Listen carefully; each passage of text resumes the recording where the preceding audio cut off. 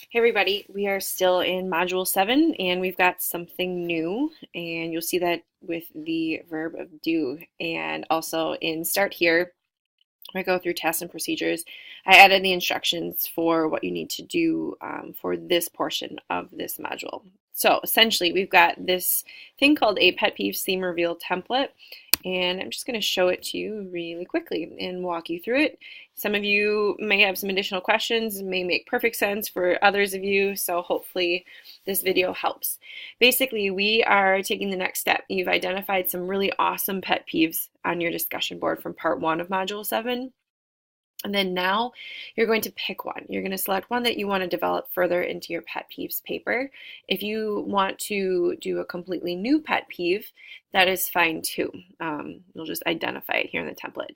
So essentially, we've got this concept of getting evidence or artifacts. I kind of use that term interchangeably. And you have to get one so far, and you're going to need to find 4 more for this particular pet peeve. And keep in mind, these pieces of evidence need to support your point of view or be an example of why you think your pet peeve is a pet peeve. And so again, it doesn't just have to be a blog or an article. It could be you getting a quote from somebody, you asking them, hey, what do you think on this topic? I'm making an example for you all. I haven't posted yet, but I will. And I had a colleague was in the hallway. He's a strength and conditioning coach at Pioneer High School in Ann Arbor. And I said, hey, what do you think about this topic? And so he gave me like a 6-minute soundbite on what he thought about it. So that is something that could be considered evidence that you can use. So again, everything that's listed here, it can be media. I just want these to be real world examples. And again, research is fine. We know we use that in more formal writing. I'm okay with that, but typically with some of our pet peeves, it's likely something that we see on a regular basis. So articles, position statements, more peer-reviewed stuff is fine, but personal experience, storytelling, interviews, quotes, like what I did with my friend Ben. So what you're going to be doing next is in this template, it's a Word document, so you can just type into it. It'll just move on down the page as the more you type. You're going to put the actual name of your pet peeve. If you've got something creative in terms of how you want to title it, that's fine. And then you're going to list the artifact, and this is the link. If it's a blog, you're going to put the link to that blog. If it's a JPEG, like a picture, for example, do the best that you can to actually insert the picture. I realize it's going to make the page get bigger, but that's fine. You can make the frame of the photo smaller, or there's other things you can do, like just save the photo to a Google Drive, throw the link in there. If it's any sort of web-based link, again, pretty easy to put in there. Essentially, it's just type in a way to find. How do you find that artifact? How do you get to it? Maybe you put a title to it as well. And then in summary points, this is where you're going to be putting 2 to 3 bullets, or just list them. You don't have to do actual bullets if you don't want to. And these bullets or summary points, after you read through it, you're going to essentially analyze and just say, all right, what's really meaningful from this piece of evidence, and what do I want to maybe use as I build my argument or my point of view?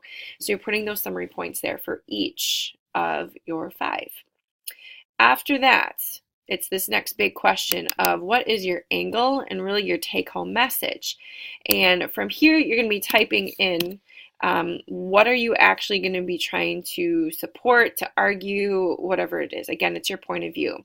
It could be a quick statement. This is something we're going to develop further in class or in our next class period. So if you're confused on what to do for what's your angle and take-home message, I'm okay if you leave it blank for now. Next, I have 3 themes just listed, and if you have more, I just put a note here, you can copy and add any more that you need to.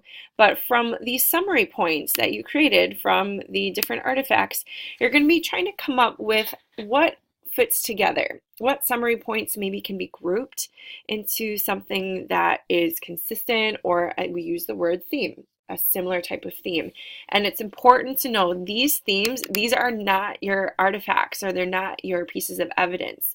Then you would just be doing an article review, or a post review if we were going to build our argument going just article by article. And so this is the process where after you analyze and you summarize with these summary bullets, you have to synthesize the information together. And you're trying to come up with, all right, what works together and come up with a theme in your own words. These themes are then going to become the body of your paper, really the foundation of what you're writing. So you're going to type right here what you call the theme, you come up with a name for it, and then commentary. So underneath, you're going to just build an outline. And essentially the commentary is what you think, what you want this theme to express. So you're going to use the evidence, use what the articles or the media examples said, but you're also going to add in your own point of view. You're going to add in the emotion that you feel towards that theme. If you have a personal example, again, that could be brought in, really trying to share what's the impact of it and trying to essentially add some filler, so that when we're writing the body of our paper, we're not just, again, relaying, well, this paper talked about this, and this article talked about this, and this meme shared this. We're adding something to color it in, to fill in, connect the dots. And then where it says support artifact, this is where you're just going to be listing, like, for example, artifact number 5 supported this theme, and oh yeah, maybe something in number 2 supported it. And this is really just a way to cross-check or cross-reference your themes back to what artifacts do you know eventually you're going to have to cite. And this is just the process of citing it. If you're going to quote, somebody in a paper, you have to make sure you go back to the original source, the original piece of evidence, original artifact, and you're going to have to put that citation in there. So this is just more of a tracking mechanism as you build these themes, which can be supported by multiple artifacts. We're just really identifying which ones cross-check back in. So that's essentially what you're going to be doing for our next class period. And then in class, we're going to be building on these. Once you're done filling in your template, you're going to save it. You're going to title it with your first name, last name, and call it Pet Peeves Theme Reveal. And you will re-upload it back to Canvas. And for our next class period, either have this accessible where you can see it, or print it if it's easier for you than to bring it in on a mobile device or a laptop. That is it. Have fun.